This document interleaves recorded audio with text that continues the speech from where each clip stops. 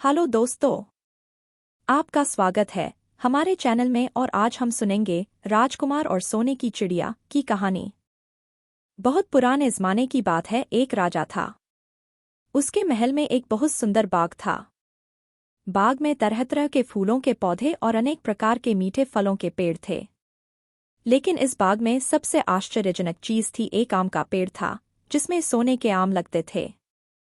राजा ने इस पेड़ की देखभाल का खास इंतजाम कर रखा था। जब इसके फल पकते थे तो चौकीदार रात दिन पेड़ का पहरा दिया करते थे ताकि कोई सोने का आम चुराकर न ले जाए। लेकिन एक दिन की बात है कि बाग के माली ने जब सोने के आमों को गिना तो उसमें से एक आम गायब था। उसने दौड़कर राजा को खबर दी। राजा फौरन बाग में पहुंचा। उसे यह देखकर बड़ा आश्चर्य हुआ कि देखभाल का इतना पक्का इंतजाम होने पर भी एक आम किसी ने चुरा लिया। उसने ऐलान किया कि कोई सोने के आम को चुराने वाले चोर का पता देगा, उसे इनाम दिया जाएगा। सबसे बड़े राजकुमार ने राजा से कहा कि रात में वह पहरा देगा और चोर को पकड़ने की कोशिश करेगा। राजा ने उसको इसकी इजाजत दे दी। बड़ा राजकुमार रात में पहरा देने लगा, लेकिन 2 घंटे बाद ही उसे नींद आ गई और वह सो गया। सुबह उठकर जब उसने आमों को गिना तो वह देखकर चकित रह गया कि रात भर में एक और आम गायब हो गया था। इसके बाद दूसरी रात को मंझले राजकुमार ने पहरा देने का काम संभाला। उसे भी नींद आ गई और तीसरा आम चोरी हो गया। राजा बहुत चिंतित था। दरबारियों की भी समझ में नहीं आ रहा था कि क्या किया जाए। सब लोग उदास बैठे थे कि इतने में सबसे छोटा राजकुमार आया और उसने कहा कि आज की रात मैं पहरा दूंगा और चोर को पकड़ूंगा। राजा इस राजकुमार से खुश नहीं रहता था। वह उसे मूर्ख भी मानता था। उसने उसे डांटते हुए कहा, तुम क्या समझते हो? क्या तुम्हें इसमें सफलता मिलेगी? तुमसे बड़े और तुमसे ज्यादा समझदार दोनों राजकुमार इस काम में असफल हो चुके हैं। तुम जाओ अपना काम करो। लेकिन छोटा राजकुमार नहीं माना। उसने राजा से प्रार्थना की कि उसे एक मौका जरूर दिया जाए। अंत में राजा राजी हो गया। राजकुमार रात में पहरा देने लगा।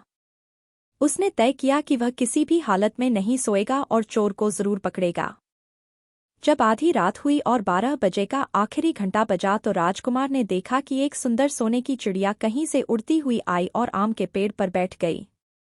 उसने देखते देखते सोने का एक आम तोड़कर अपनी चोंच में पकड़ लिया। राजकुमार ने फौरन निशाना साधकर तीर चला दिया। लेकिन तीर चिड़िया को नहीं लगा और वह पंख फड़फड़ाकर उड़ गई। हाँ, इतना अवश्य हुआ कि उसका एक सुनहरा पंख टूटकर जमीन पर आ गिरा। दूसरे दिन सुबह राजकुमार ने राजा को सारी बात बता दी और वह सोने का पंख उनके सामने रख दिया। पंख इतना सुंदर और इतना कीमती था कि राजा उसे देखता ही रह गया। उसने कहा, अगर उस चिड़िया का एक पंख इतना सुंदर है तो वह पूरी चिड़िया कितनी सुंदर होगी। मैं चाहता हूं कि उस चिड़िया को कोई पकड़ लाए। सबसे पहले बड़ा राजकुमार इस काम के लिए रवाना हुआ। चलते चलते वह एक जंगल में पहुंचा। वहां उसने एक लोमड़ी को एक पेड़ के नीचे आराम करते हुए देखा। राजकुमार ने मौका देखकर तीर अपने धनुष पर चढ़ा लिया। वह तीर छोड़ने ही जा रहा था कि लोमड़ी ने चिल्लाकर कहा, राजकुमार, मुझे मत मारो। मुझे पता है कि तुम सोने की चिड़िया की खोज में निकले हो। तुम मेरी राय मानो तो तुम्हारा काम जल्दी ही पूरा हो जाएगा। तुम इसी रास्ते से सीधे चले जाओ। शाम होने पर तुम एक गांव में पहुंचोगे। वहां तुम्हें आमने सामने 2 सराय मिलेंगी। एक सराय खूब सजी सजाई और सुंदर सी होगी, लेकिन तुम उसमें मत ठहरना। तुम उसके सामने वाली दूसरी सराय में ठहरना, जो बहुत मामूली और देखने में भी भद्दी सी होगी। ऐसा करने पर तुम्हारा काम आसानी से पूरा हो जाएगा। लोमड़ी की बात सुनकर राजकुमार को हंसी आ गई। उसने डांटकर कहा, भाग जा यहां से। मुझे तुम्हारी सलाह की जरूरत नहीं है। यह कहकर उसने तीर छोड़ दिया। लेकिन लोमड़ी बहुत चालाक थी। वह बचकर निकल भागी। राजकुमार आगे चलता गया। शाम को जब वह एक गांव में पहुंचा तो उसने देखा कि वहां सड़क के किनारे सचमुच 2 सरायें थीं। उनमें से एक सराय खूब सजी सजाई थी और उसके अंदर से लोगों के नाचने गाने की आवाजें आ रही थीं। दूसरी सराय भद्दी सी थी और वहां अंधेरा घिरा हुआ था। राजकुमार सजी सजाई सराय में ठहर गया। थोड़ी देर में वह भूल गया कि वह असल में सोने की चिड़िया की खोज में निकला था। उधर जब काफी समय बीत गया और बड़ा राजकुमार नहीं लौटा तो मंझला राजकुमार सोने की चिड़िया की खोज में चल पड़ा। वह भी उसी तरह चलते चलते जंगल में पहुंचा तो वही लोमड़ी उसे भी मिली। इस राजकुमार ने भी लोमड़ी की बात पर कोई ध्यान नहीं दिया। जब वह शाम को उस गांव में पहुंचा तो बड़े राजकुमार की तरह सजी सजाई सराय में ठहरा। वहां के नाचरंग में मस्त होकर वह भी अपना काम भूल गया। यहाँ तक कि उसे घर लौटने की भी सुध न रही। अंत में सबसे छोटे राजकुमार ने राजा से कहा कि मैं सोने की चिड़िया की खोज में जाऊंगा। राजा को विश्वास था कि जब उससे बड़े दोनों राजकुमार इस काम में सफल नहीं हुए तो इसे भी सफलता नहीं मिलेगी। लेकिन उसके जिद करने पर राजा ने उसे इजाजत दे दी। छोटा राजकुमार तैयार होकर सोने की चिड़िया की खोज में निकला। जंगल में उसे भी लोमड़ी मिली। राजकुमार ने लोमड़ी की बात को ध्यान से सुना और लोमड़ी से कहा, ठीक है, तुम जैसा कह रही हो मैं वैसा ही करूंगा। अब तुम जाओ, मैं तुम्हें नहीं मारूंगा। इस पर लोमड़ी खुश होकर बोली, तुम सबसे अच्छे लड़के मालूम होते हो। तुमने मेरी बात का मजाक नहीं उड़ाया और मुझ पर तीर नहीं चलाया। मैं तुमसे खुश हूं और तुम्हारी मदद करूंगी। आओ, तुम मेरी पूंछ पर बैठ जाओ। मैं तुम्हें उस सराय तक पहुंचा देती हूं। देखते देखते लोमड़ी की पूंछ काफी बड़ी हो गई और राजकुमार उस पर बैठ गया। उसके बैठते ही लोमड़ी हवा में उड़ने लगी और थोड़ी ही देर में मैदानों और पहाड़ों को पार करके उसी गांव में जा पहुंची। राजकुमार ने उसकी सलाह को मानकर छोटी और पुरानी सराय में ही डेरा डाल दिया। वह दूसरी सजी सजाई सराय से दूर ही रहा। दूसरे दिन सुबह उठकर जब वह आगे बढ़ा तो कुछ दूर चलने पर उसे वह लोमड़ी फिर से रास्ते में मिल गई। लोमड़ी ने उससे कहा, अब मैं तुम्हें बताती हूं कि आगे तुम्हें क्या करना चाहिए। तुम सीधे चलो। आगे चलने पर तुम्हें एक बहुत बड़ा किला मिलेगा जिस पर सिपाही लोग पहरा दे रहे होंगे। तुम सिपाहियों से डरना मत और सीधे अंदर चले जाना क्योंकि वे इस समय सो रहे होंगे। तुम बेधड़क होकर किले में घुसते चले जाना और उनके कमरों को पार करते हुए उस जगह पहुंच जाना जहां लकड़ी के एक मामूली से पिंजरे में सोने की चिड़िया बंद है।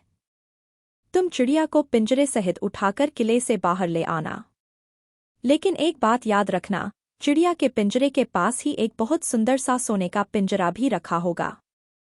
तुम भूलकर भी चिड़िया को उस पिंजरे में मत रखना।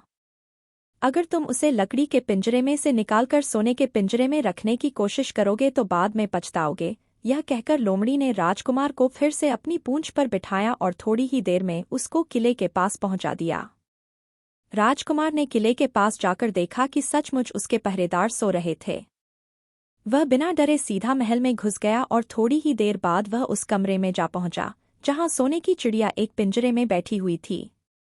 पिंजरे के पास ही सोने के 3 आम पड़े हुए थे। इन आमों को देखकर राजकुमार ने फौरन पहचान लिया कि ये आम उसके पिता के बाग के ही थे। सोने की चिड़िया इतनी सुंदर थी कि राजकुमार उसको देखता ही रह गया। वह उसको उठाकर लाने ही वाला था कि उसकी नज़र पास ही पड़े एक सुंदर से पिंजरे पर पड़ी। वह पिंजरा बहुत सुंदर था और उसमें तरह तरह के कीमती पत्थर जड़े हुए थे। सोने की चिड़िया के लिए वही पिंजरा ठीक मालूम पड़ता था। राजकुमार लोमड़ी की बात को भूल गया और उसने सोने की चिड़िया को लकड़ी के पिंजरे से निकालकर सोने के पिंजरे में बंद कर दिया। लेकिन नए पिंजरे में आते ही चिड़िया ने खूब जोर जोर से शोर मचाना शुरू कर दिया। राजकुमार पिंजरे को उठाकर कमरे से बाहर भी नहीं निकल पाया था कि बहुत से सिपाही कमरे में घुस आए और उन्होंने राजकुमार को पकड़ लिया। अब राजकुमार को अपनी भूल का पता चला। उसे याद आया कि लोमड़ी ने उससे क्या कहा था। लेकिन अब क्या हो सकता था। सिपाही उसे खींचते हुए राजा के दरबार में ले गए। राजा के पूछने पर राजकुमार ने सारी बात कह सुनाई। राजा बोला, तुम मेरे महल में चोरी करने के लिए घुसे थे। मैं तुमको माफ नहीं कर सकता। तुम्हें फांसी की सजा दी जाएगी। लेकिन मैं तुम्हें एक मौका देता हूं। अगर तुम मेरे लिए सोने का घोड़ा ला दो तो मैं न सिर्फ तुम्हें छोड़ दूंगा बल्कि सोने की चिड़िया भी तुमको दे दूंगा। राजकुमार को अपनी जान बचाने के लिए राजा की शर्त माननी पड़ी। अब वह सोने के घोड़े की तलाश में निकला। किले के बाहर जाने पर उसने देखा कि लोमड़ी उसका इंतजार कर रही है। उसने लोमड़ी को सारी बातें बताईं। लोमड़ी ने निराश होते हुए कहा, मैं अब तुम्हारी कोई मदद नहीं करूंगी। तुमने मेरे कहने के अनुसार काम नहीं किया। मैंने जिस तरह से कहा था, अगर तुम उस तरह से काम करते तो इस मुसीबत में नहीं फंसते और सोने की चिड़िया तुम्हें मिल जाती। राजकुमार बोला, इस बार मुझे माफ कर दो। मुझसे गलती हो गई। मेरा काम तुम्हारी सहायता के बिना नहीं चलेगा। मुझे राजा ने सोने का घोड़ा लाने के लिए कहा है, वरना वह मुझे फांसी पर चढ़ा देगा। अगर आपको यहाँ तक कहानी अच्छी लगी तो वीडियो को लाइक करें। लोमड़ी ने कहा, खैर, मैं तुम्हें माफ करती हूँ। अब तुम ऐसा करो कि मेरी पूंछ पर बैठकर सीधे चले चलो। कुछ दूर जाने पर तुम्हें एक दूसरा किला मिलेगा। उसी किले की घुड़साल में तुम्हें सोने का घोड़ा बंधा हुआ मिलेगा। महल के नौकर चाकर सब सो रहे होंगे। तुम चुपचाप जाना और घोड़े को खोल लेना। लेकिन एक बात याद रखना, वहां घोड़े के पास ही घोड़े पर कसने के लिए 2 जीनें रखी होंगी। उसमें से एक तो पुरानी चमड़े की जीन होगी और दूसरी सोने की जीन होगी। तुम सोने की जीन को छूना भी मत और उस घोड़े पर पुरानी चमड़े की जीन को कसकर सवार हो जाना और उसे दौड़ाते हुए किले से बाहर चले आना। राजकुमार ने वादा किया कि वह ठीक ठीक वैसा ही करेगा। लोमड़ी ने उसको अपनी पूंछ पर बैठाया और कुछ ही देर में वह उसे लेके किले के पास जा पहुंची। किले के पास पहुंचते ही लोमड़ी ने उसे नीचे उतारा और फिर वहां से चली गई। राजकुमार सीधा फाटक से किले में घुस गया। अंदर जाकर उसने देखा कि वहां के सभी नौकर चाकर सोए हुए थे। थोड़ी ही देर में वह किले की घुड़साल में जा पहुंचा। वहां एक बहुत सुंदर सुनहरा घोड़ा बंधा हुआ था। राजकुमार ने पास जाकर देखा कि वह घोड़ा सचमुच सोने का था। ऐसा सुंदर घोड़ा उसने सपने में भी नहीं देखा था। उसने आगे बढ़कर घोड़े को खोल लिया। जब वह बाहर निकलने लगा तो उसकी नज़र एक कोने में पड़ी हुई सोने की जीन पर गई। यह जीन बहुत सुंदर थी और इसमें हीरे मोती जड़े हुए थे। उसके पास ही एक फटी पुरानी चमड़े की जीन पड़ी हुई थी। इतने सुंदर घोड़े पर पुराने चमड़े की जीन कसना राजकुमार को अच्छा नहीं लगा। उसने सोने की जीन उठा ली और घोड़े पर कसना शुरू किया। इतने में घोड़ा जोर से हिनहिना उठा। किले के नौकर चाकर जाग गए। थोड़ी ही देर में राजकुमार पकड़ लिया गया। राजकुमार को सिपाहियों ने हाथ बांधकर अपने राजा के सामने पेश किया। राजा ने सारी बातें सुनकर कहा, तुमने मेरे घोड़े को चुराने की कोशिश की है, इसलिए तुम्हें फांसी की सजा दी जाएगी। लेकिन अगर तुम मेरा एक काम कर दो तो मैं तुम्हें छोड़ सकता हूँ। यहाँ से कुछ ही दूर एक सोने का महल है और उसमें बहुत सुंदर राजकुमारी रहती है। अगर तुम अपनी जान बचाना चाहते हो तो उस राजकुमारी को मेरे पास ले आओ। तुम्हें इनाम में यह सोने का घोड़ा दे दूंगा। बेचारा राजकुमार, वह फिर से एक नई मुसीबत में फंस गया। उसे मजबूर होकर राजा की शर्त माननी पड़ी। अब वह सोने के महल की खोज में निकला। कुछ दूर चलने पर फिर उसे वह लोमड़ी मिली। पता नहीं कैसे लोमड़ी को सारी बातें मालूम हो गई थीं। वह बोली, देखो, तुमने इस बार भी मेरी बात नहीं मानी। मेरी बात मान जाते तो यह नई मुसीबत तुम्हारे गले नहीं पड़ती। खैर, मुझे तुम पर दया आ रही है। मैं तुम्हारी मदद करूंगी। चलो, मैं तुमको सोने के महल के पास पहुंचाए देती हूँ। तुम महल के बाहर ही कहीं पीछे छिपे रहना। जब उसमें से शाम को राजकुमारी तालाब में नहाने के लिए बाहर आए तो तुम आगे बढ़कर उसका हाथ पकड़ लेना। जैसे ही तुम उसको छुओगे, राजकुमारी तुम्हारे साथ आने के लिए राजी हो जाएगी। लेकिन एक बात याद रखना, तुम उसको वहां से अपने साथ ले आना। उसे वापस महल में मत जाने देना। वह तुमसे कहेगी कि मैं अभी अपने माता पिता से मिलकर आती हूँ। लेकिन तुम उसकी बातों में मत आना, वरना फिर मुसीबत में फंस जाओगे। यह कहकर लोमड़ी ने फिर से अपनी पूंछ फैला दी और राजकुमार उस पर बैठ गया। देखते देखते लोमड़ी हवा में उड़ती हुई कुछ देर बाद सोने के महल के पास जा पहुंची। महल के पास पहुंचते ही राजकुमार एक पेड़ की आड़ में छिपकर बैठ गया। शाम को जब राजकुमारी नहाने के लिए किले से बाहर आई तो राजकुमार ने हिम्मत करके आगे बढ़कर उसका हाथ पकड़ लिया। उसके छूते ही राजकुमारी उसके साथ चलने के लिए तैयार हो गई। वह बोली, राजकुमार, तुम मुझे जहां भी ले जाना चाहोगे मैं तुम्हारे साथ चलूंगी, लेकिन मुझे थोड़ी देर के लिए अपने माता पिता से मिलाने दो। राजकुमार ने कहा, नहीं, यह नहीं होगा। तुम्हें तुरंत मेरे साथ चलना पड़ेगा। लेकिन राजकुमारी रोने लगी। इतनी सुंदर राजकुमारी को रोते देखकर राजकुमार का मन पिघल गया। अंत में वह राजी हो गया और बोला, जाओ, थोड़ी देर के लिए माता पिता से मिलाओ, लेकिन फिर तुरंत बाहर चली आना। लेकिन राजकुमारी ने जैसे ही किले में पैर रखा, किले के पहरेदार जाग गए और उन्होंने राजकुमार को पकड़ लिया। राजकुमार बहुत पछताया, लेकिन अब क्या हो सकता था। सिपाहियों ने उसे अपने राजा के सामने पेश किया। राजा बहुत निराश था। उसने उसी वक्त हुक्म दिया, इस राजकुमार को फौरन फांसी पर चढ़ा दिया जाए। यह सुनकर राजकुमार रोने गिड़गिड़ाने लगा। इस पर राजा ने थोड़ी देर विचार करने के बाद कहा, मैं अपनी आज्ञा वापस नहीं ले सकता, लेकिन अगर तुम मेरा एक काम कर दो तो तुम्हारी जान बच सकती है।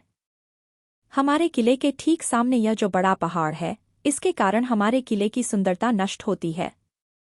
अगर तुम 8 दिन में इस पहाड़ को खोदकर साफ कर दो तो हम तुम्हें क्षमा कर देंगे और राजकुमारी का विवाह तुम्हारे साथ कर देंगे।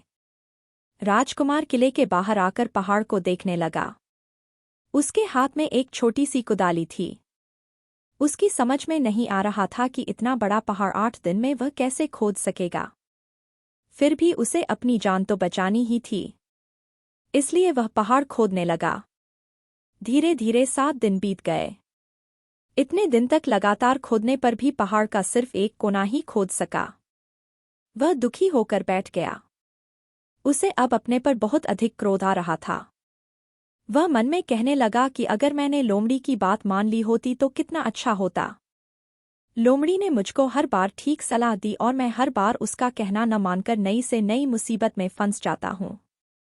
राजकुमार इस तरह सिर झुकाए बैठा था कि अचानक उसे अपने पैरों के पास लोमड़ी की पूंछ हिलती दिखाई दी। उसने नजर उठाकर देखा, सचमुच वही लोमड़ी खड़ी थी। लोमड़ी ने मुस्कुराते हुए कहा, क्यों, क्या हाल है? इस बार तो तुम्हारी मदद करने की मेरी जरा भी इच्छा नहीं थी, लेकिन मैं 7 दिन से तुमको पहाड़ खोदते हुए देख रही हूँ। मुझे दया आ गई और मैं तुम्हारी मदद के लिए चली आई। जाओ, तुम बहुत थक गए हो, सो जाओ। मैं थोड़ी ही देर में तुम्हारा काम पूरा कर दूंगी। इस बार राजकुमार ने तय कर लिया था कि अब वह लोमड़ी जिस तरह कहेगी, वह उसी तरह करेगा। वह चुपचाप उठकर एक तरफ सोने चला गया। थोड़ी ही देर में उसे नींद आ गई। सुबह जब वह सोकर उठा तो उसे अपनी आंखों पर विश्वास नहीं हो रहा था।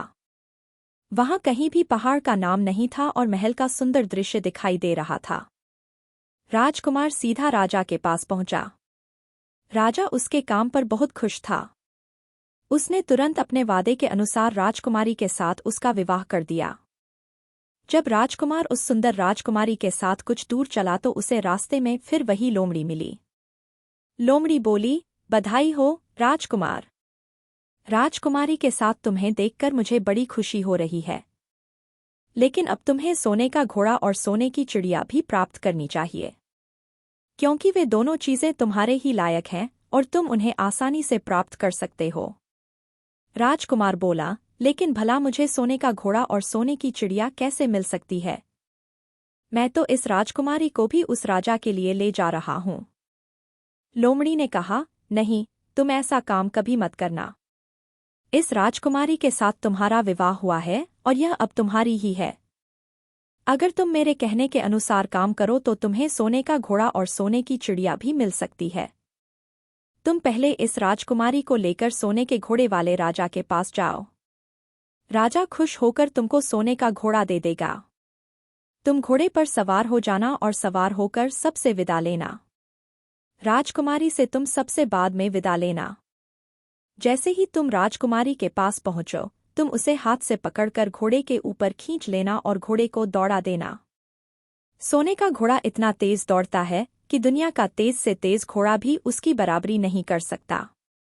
जाओ, तुम पहले इतना काम पूरा करो। इसके बाद आगे का काम मैं तुम्हें बाद में बताऊंगी। मैं तुम्हें वहां रास्ते में मिलूंगी। राजकुमार ने ठीक वैसा ही किया जैसा लोमड़ी ने उससे कहा था। जब सोने के घोड़े वाले राजा ने खुश होकर उसे इनाम में सोने का घोड़ा दिया तो राजकुमार उस पर सवार हो गया और उससे विदा लेने लगा। अंत में वह राजकुमारी को उठाकर घोड़े को तेजी से दौड़ाता हुआ किले से बहुत दूर निकल आया। रास्ते में एक पेड़ के नीचे लोमड़ी उसका इंतजार कर रही थी। उसे देखकर लोमड़ी बोली, शाबाश, अब तुम सोने की चिड़िया भी प्राप्त कर लो। जब तुम सोने की चिड़िया वाले राजा के पास पहुंचोगे तो वह इस घोड़े को देखकर बहुत खुश होगा। तुम उससे कहना कि पहले सोने की चिड़िया का पिंजरा मेरे हाथ में दे दो, तब मैं यह घोड़ा तुमको दूंगा। जब वह पिंजरा तुम्हारे पास लाए तो तुम पिंजरा उसके हाथ से छीन लेना और घोड़े को दौड़ा देना। बस ऐसे चिड़िया तुमको मिल जाएगी और कोई तुम्हें पकड़ भी नहीं सकेगा। इस बार भी राजकुमार ने ठीक वैसा ही किया। वह राजकुमारी के साथ ही घोड़े पर बैठा रहा और जब राजा ने उसके हाथ में सोने की चिड़िया का पिंजरा दिया तो उसने देखते देखते एड़ मार दी और सोने का घोड़ा हवा से बातें करने लगा। कुछ दूर चलने पर लोमड़ी उसे मिली। राजकुमार ने उससे कहा, तुमने मेरी बड़ी मदद की है। तुम्हारी वजह से मुझे न सिर्फ सोने की चिड़िया मिली बल्कि सोने का घोड़ा और इतनी सुंदर राजकुमारी भी मिल गई। बताओ, मैं तुमको क्या इनाम दूं? मैं तुमको कुछ न कुछ जरूर देना चाहता हूँ। लोमड़ी ने कहा, अगर तुम खुश हो तो मेरा एक काम कर दो। तुम एक तीर चलाकर मुझे मार दो। इस समय तुम यही सबसे बड़ा काम मेरे लिए कर सकते हो। राजकुमार ने कहा, भला यह कैसे हो सकता है? तुमने मेरी इतनी मदद की और मैं बदले में तुम्हें मार दूं? मुझसे यह नहीं होगा। यह सुनकर लोमड़ी बड़ी दुखी हुई और बोली, अगर तुम मेरा यह काम नहीं कर सकते तो फिर ठीक है, जाओ। लेकिन मैं तुम्हारी भलाई के लिए ही कह रही हूं कि तुम दो बातें जरूर याद रखना। एक तो तुम किसी कुएं की दीवार पर मत बैठना और दूसरे तुम ऐसे लोगों के लिए धन मत खर्च करना जिन्हें फांसी मिलने वाली हो। राजकुमार बोला, भई, तुम भी अजीब हो। तुम्हारी बातें मेरी समझ में ही नहीं आती। भला मैं कभी कुएं की दीवार पर क्यों बैठूंगा और ऐसे आदमियों पर धन क्यों खर्च करूंगा जिनको फांसी दी जाने वाली हो? लेकिन लोमड़ी ने उसकी बात का कोई जवाब नहीं दिया और अलविदा कहकर वहां से चली गई। राजकुमार सोने का घोड़ा दौड़ाता हुआ आगे बढ़ा। राजकुमारी उसके साथ ही बैठी हुई थी और सोने की चिड़िया का पिंजरा उसके हाथ में था। कुछ ही देर में राजकुमार उस छोटे गांव में जा पहुंचा जिसमें वे दोनों सराएं थीं। गांव के लोग और खास तौर से बच्चे उसको देखने के लिए बाहर निकल आए। सोने के घोड़े पर इतने सुंदर राजकुमार के साथ बैठी एक राजकुमारी को देखकर सभी लोग चकित थे। इतने में राजकुमार ने देखा कि गांव के बगीचे में एक जगह बहुत से लोग जमा हैं और कुछ शोर हो रहा है। राजकुमार के पूछने पर लोगों ने बताया कि वहां दो आदमियों को फांसी देने की तैयारी हो रही है। राजकुमार उधर ही चल पड़ा। वहां पहुंचने पर उसने पहचान लिया कि जिन आदमियों को फांसी दी जाने वाली थी वे और कोई नहीं बल्कि उसके ही भाई थे। वे लोग तब से उसी सजीचाई सराय में रह रहे थे और तरह तरह के बुरे काम करते थे। वे जुआ भी खेलते थे और जुए में बहुत सा धन हार चुके थे। उन्होंने लोगों से बहुत सा रुपया भी उधार लिया था। इन्हीं सब बातों से चिढ़कर अब गांव वाले उन्हें फांसी पर चढ़ाने जा रहे थे।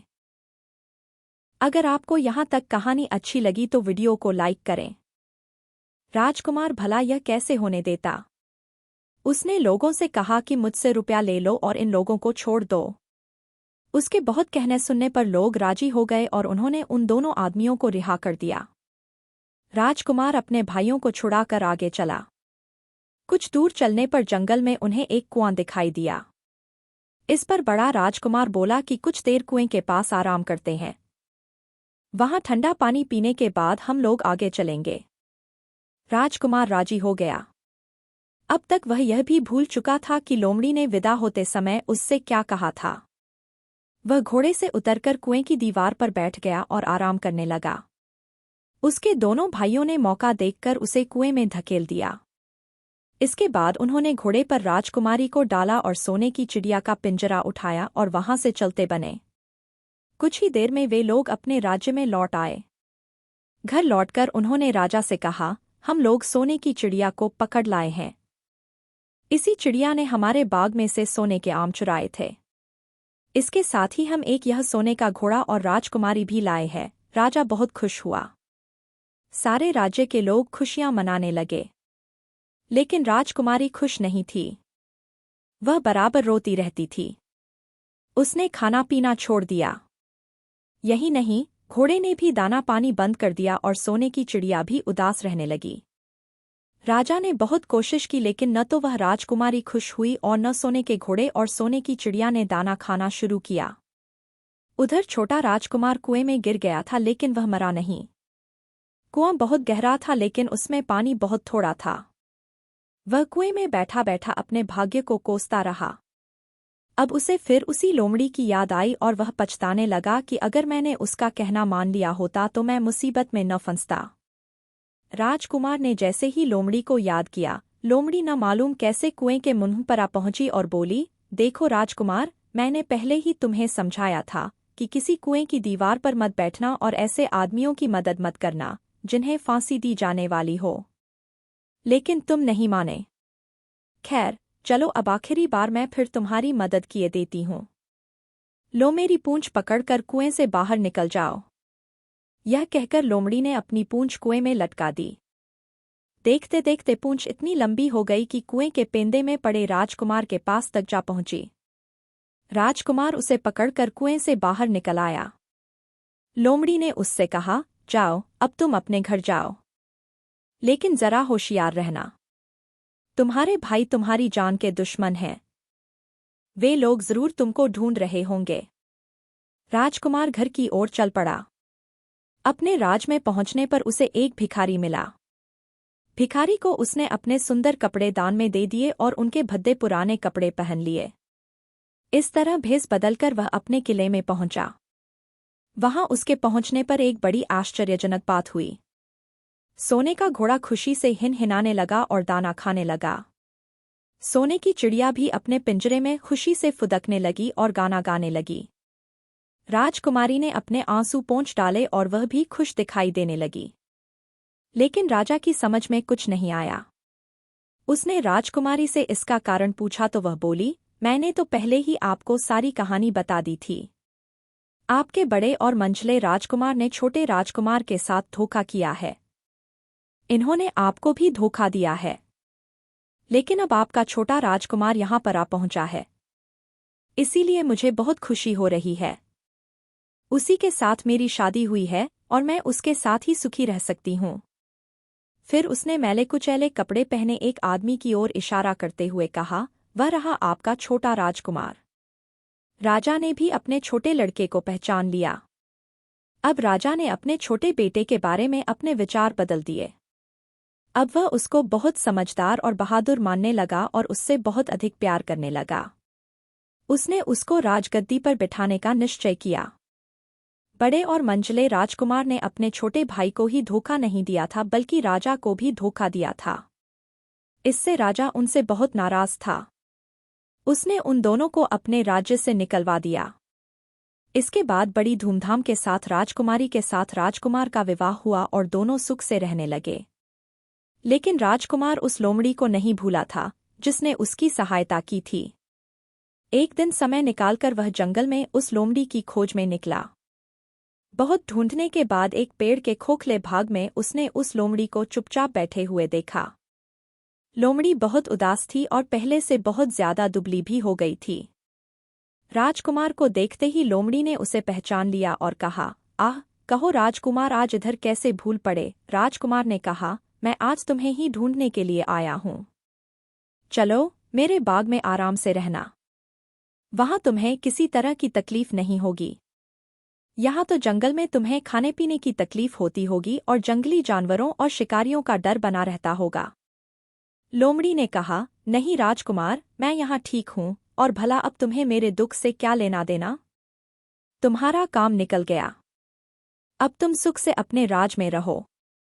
राजकुमार बोला, नहीं, तुमने मेरा बड़ा उपकार किया है। मैं तुम्हें इनाम देना चाहता हूँ और अपने साथ ही रखना चाहता हूँ। राजकुमारी भी बहुत खुश होगी। वह भी तुमसे मिलना चाहती है। लोमड़ी बोली, अगर तुम सचमुच मुझे इनाम देना चाहते हो तो मेरा एक काम कर दो। मैंने तुमसे पहले भी कहा था कि तुम तीर चलाकर मुझे मार दो। इसी से मेरा लाभ होगा। असल में एक जादूगर ने मुझ पर जादू कर रखा है। मैं लोमड़ी नहीं हूँ। मुझे उसके जादू के प्रभाव से लोमड़ी के रूप में रहना पड़ रहा है। मैं तो उसी देश का राजकुमार हूँ जहाँ की राजकुमारी से तुम्हारा विवाह हुआ है। असल में वह राजकुमारी मेरी छोटी बहन है। अगर तुम तीर चलाकर मुझे मार दोगे तो इस जादू से मुझे मुक्ति मिल जाएगी और मैं फिर अपने देश लौट सकूंगा। राजकुमार को यह सुनकर बड़ा आश्चर्य हुआ। उसने फौरन अपने धनुष पर तीर चढ़ाया और लोमड़ी की ओर छोड़ दिया। तीर के लगते ही लोमड़ी मर गई और उसमें से एक सुंदर सा राजकुमार निकल आया। फिर दोनों राजकुमार आपस में गले मिले। इसके बाद दोनों राजकुमार वापस महल में लौट आए। वहां राजकुमारी अपने भाई से मिलकर बहुत खुश हुई। दोस्तों, हमारी आज की कहानी यहाँ समाप्त होती है। उम्मीद है कि आपको कहानी पसंद आई होगी। ऐसी मनोरंजक कहानियों के लिए चैनल को सब्सक्राइब करें और घंटी का बटन दबाएं।